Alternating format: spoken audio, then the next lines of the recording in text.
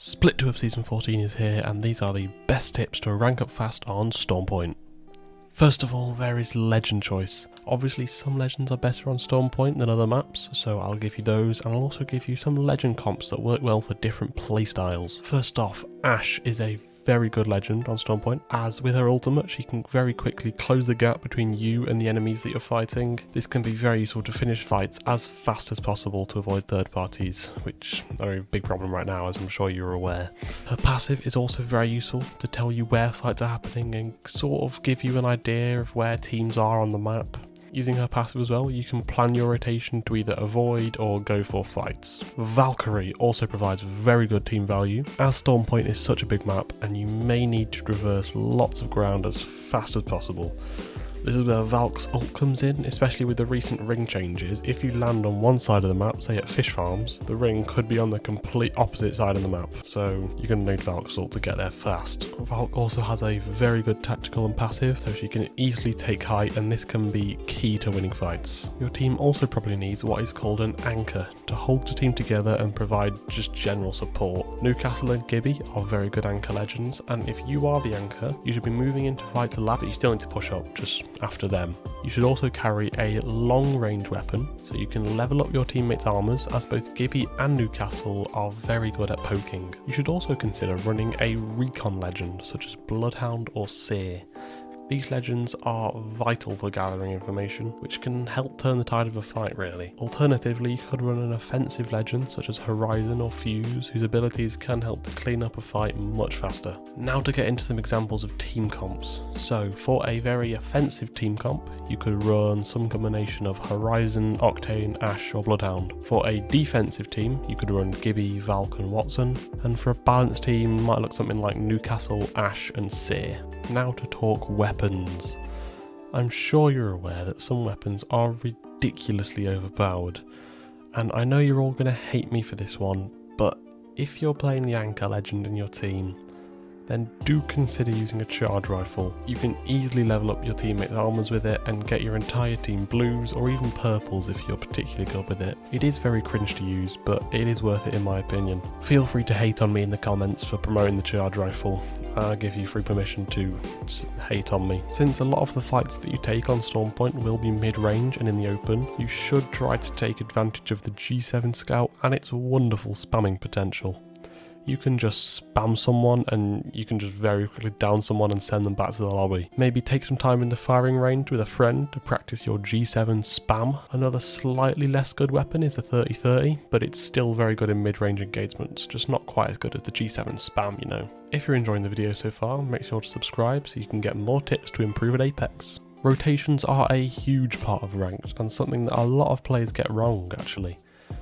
After you've landed and the first ring has revealed itself to you, you need to be discussing possible rotations with your team. Consider where other teams landed near you, and if you want to take a fight early, and if you do want to take a fight with another team, try and make sure there's no other teams around that landed near you, as you could very quickly end up back in the lobby and down some RP because of a third party. You want to try and finish any fights within 45 seconds. If it starts to take longer than this, then if it's possible, try and back out of the fight and try and carry on your rotation round to the ring. This is where Valk comes in, you see, it all ties together. A general rule is to avoid the centre of the map, Jurassic Park. You can get a third party insanely quickly here because teams can move in from all different sides and it's just not a good place to be really. And also, for God's sake, while you're rotating, don't shoot the prowlers or the spiders, as your shots will just attract enemies and you will probably die. When you pick a drop spot, you need to have a plan of where you're going to rotate to from that place and where you can rotate to. It needs to have decent loot for your whole team,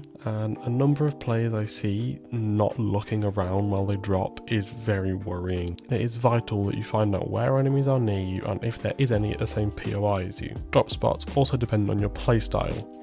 So if you like to play passive at the start of the game, then fish farms down here, that is going to be your friend, right?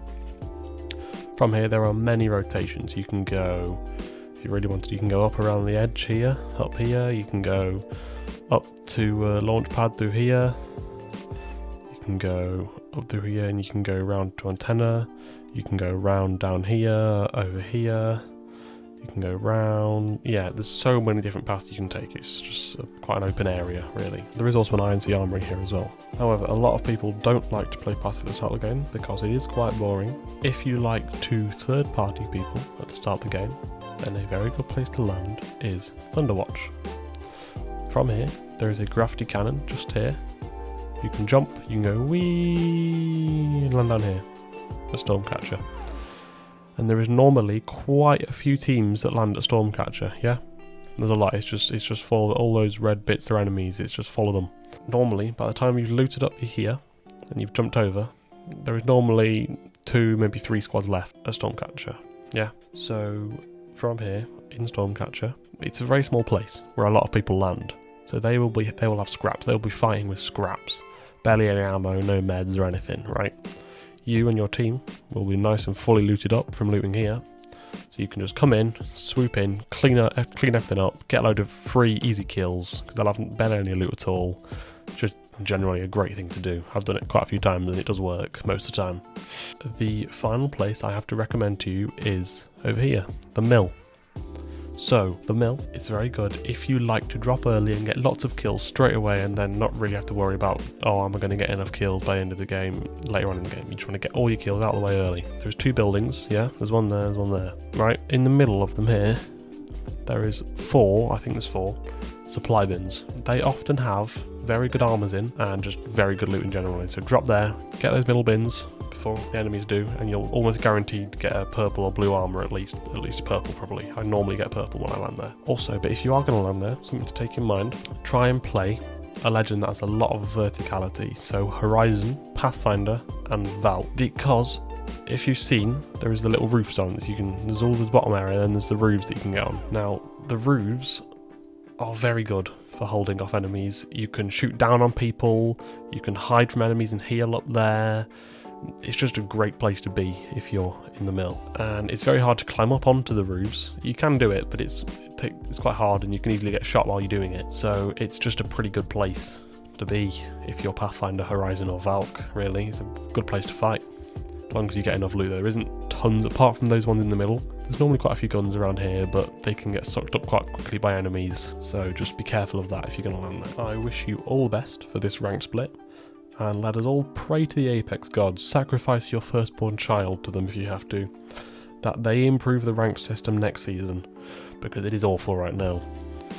So make sure to subscribe if you enjoyed, as it helps out a ton. I also get a notification whenever someone subscribes and I go, yay, I got a new subscriber, and do a little happy dance. And while you're down there, give my video a like too, as it does boost my video in the algorithm. Bye!